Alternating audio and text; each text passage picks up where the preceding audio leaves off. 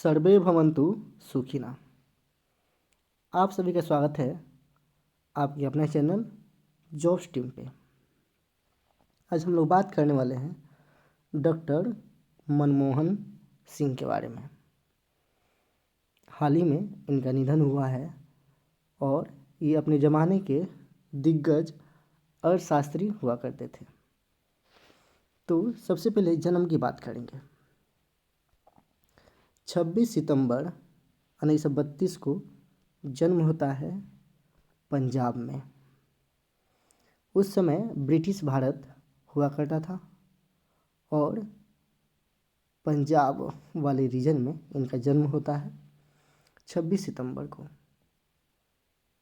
और यही 26 सितंबर आप लोग याद रखेंगे क्योंकि 26 दिसंबर को इनका निधन 2024 में हो गया।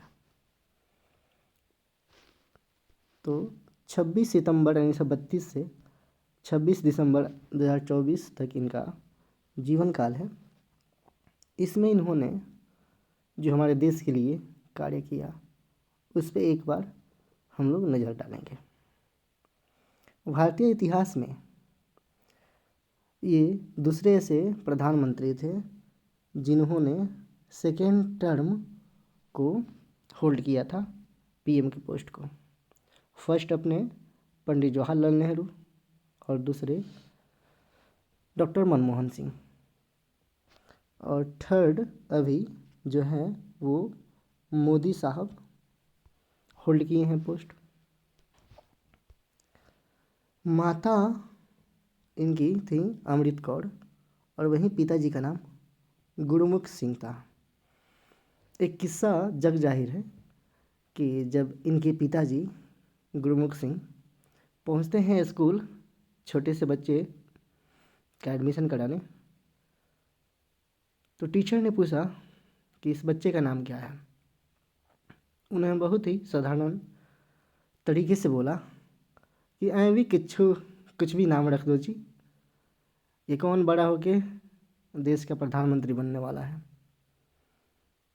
कहते हैं कि कभी कभी जुबान पे सरस्वती बैठती हैं, और वो किस्सा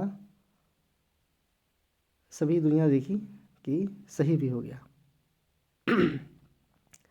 क्योंकि वो बच्चा देश का प्रधानमंत्री बन भी गया। पत्नी का नाम गुरुशरण कौर था और नई दिल्ली में एम्स में इनकी मृत्यु हुई है। कुछ बातें हैं जो हम लोग को जानना अति आवश्यक है, जो एग्ज़ाम व्यू से काफ़ी इम्पोर्टेंट है।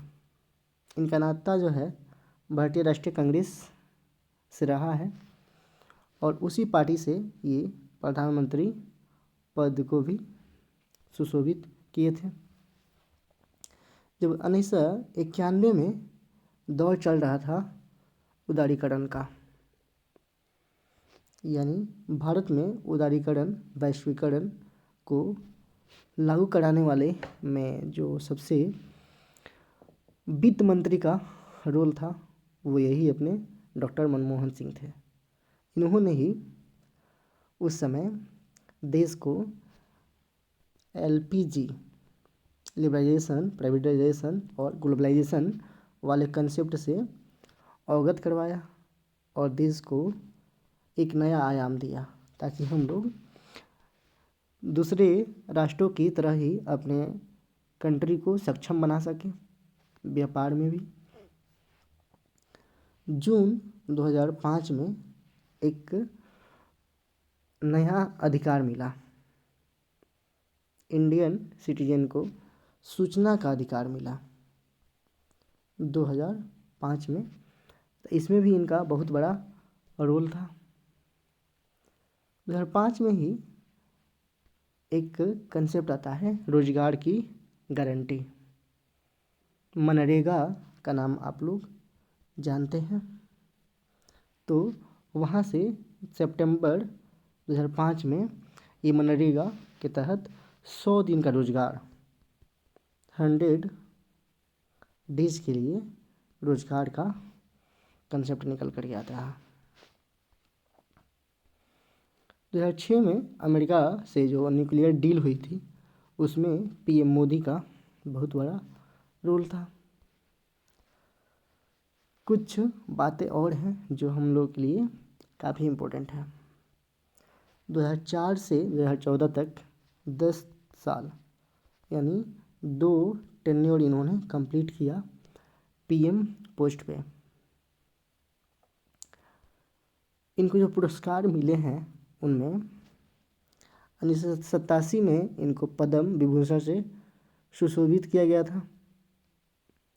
1993 और 94 में जब एलपीजी का इंडिया में बहुत ही फ़ायदा मिला तो उसके बाद इनको एशिया मनी अवार्ड से सम्मानित किया गया था 1993 और 94 में।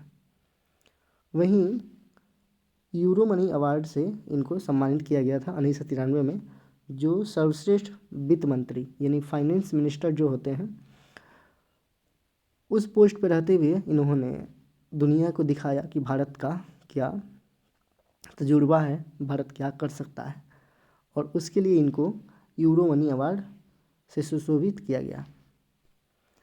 फिर देखते हैं हम लोग कि कैम्ब्रिज यूनिवर्सिटी से इन्होंने पीएचडी की थी और ऑक्सफोर्ड यूनिवर्सिटी से इन्होंने डीफिल भी की थी।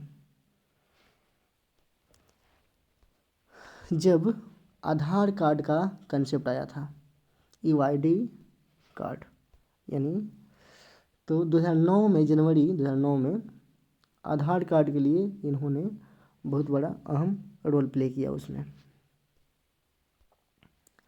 अप्रैल 2010 में शिक्षा का अधिकार सभी के लिए ज़रूरी है, तो उसमें भी इनका योगदान देखा जा सकता है। 1982 से 85 तक ये रिजर्व बैंक के गवर्नर भी रहे हैं, तो गवर्नर भी रहे हैं। इनके द्वारा जो पुस्तकें लिखी गई हैं उनमें leverage, broader view, changing India, collateral and financial plumbing and monetary policy आदि इनके द्वारा लिखी गई कुछ पुस्तकें हैं।